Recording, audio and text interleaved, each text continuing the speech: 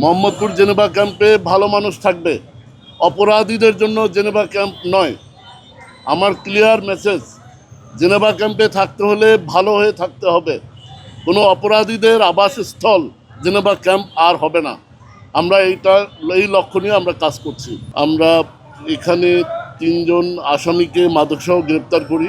দেশীয় অস্ত্র, samurai, dagger, চাকু, যেগুলো এরা বিভিন্ন মারামারি এবং প্রতিদ্বন্দ্বী গ্রুপগুলোর মধ্যে যখন বিভিন্ন সংঘাত তৈরি হয় তখন এই দেশীয় অস্ত্র এগুলো ব্যবহার করে, এগুলো আমরা উদ্ধার করেছি। এবং একটি শুটার গান, একটি দেশীয় অস্ত্র শুটার গান আমরা পেয়েছি। জেনেভা ক্যাম্পের কোনো মাদক ব্যবসায়ী, কোনো কিশোর গ্যাং সদস্য, কোনো অপরাধী থাকতে পারবে না। আমাদের একটাই মেসেজ, আমরা যাবৎ যত কিশোর গ্যাং যারা মোহাম্মদপুরে ছিনতাই, অপকর্ম, দখলবাজির সাথে জড়িত ছিল, যাদেরকে পেয়েছি আমরা তাদেরকে গ্রেপ্তার করেছি, তাদের বিরুদ্ধে আইনগত ব্যবস্থা নিয়েছি। আমাদের এই ধারা অব্যাহত থাকবে। জেনেভা ক্যাম্প একটি ভালো মানুষদের আবাসস্থল হবে, কোনো অপরাধীদের আবাসস্থল জেনেভা ক্যাম্প হবে না। এটা আমাদের ক্লিয়ার মেসেজ। জেনেভা ক্যাম্পে যারা থাকেন, যে সকল অধিবাসী আছে, আমি তাদেরকে বলতে চাই, আপনার সন্তানদের স্কুলে পাঠাবেন, আপনার সন্তান কার সাথে মিশছে খবর রাখবেন।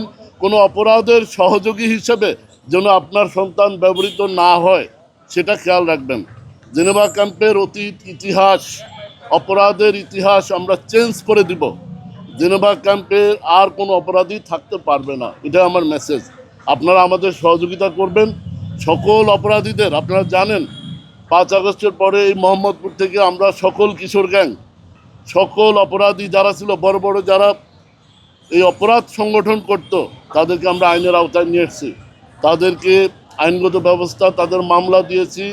যারা মাদক বিক্রি করে অবৈধ অর্থ উপার্জন করেছে, সম্পদ করেছে, জায়গা জমি বাড়ি কিনেছে, তাদের বিরুদ্ধে আমরা গোয়েন্দা তথ্য নিয়ে তাদের সম্পদ বাজেয়াপ্ত করার ব্যবস্থা করেছি। আপনারা জানেন ইতিপূর্বে আমরা যে অপারেশনগুলো করেছি, সেই অপারেশনে যে মাদক বিক্রয়ের অর্থ আমরা জব্দ করেছি, এই অর্থ বিরুদ্ধে সিআইডি মানি লন্ডারিং মামলা করেছে, মামলার তদন্ত চলছে। মাদক বিক্রি কোনো পেশা হতে পারে না। আমি স্পষ্ট বলতে চাই, মাদক একটি সামাজিক অপরাধ। যারা মাদক ব্যবসার সাথে জড়িত তাদেরকে বলবো, এই জেনেভা ক্যাম্পে কোনো মাদক চলবে না।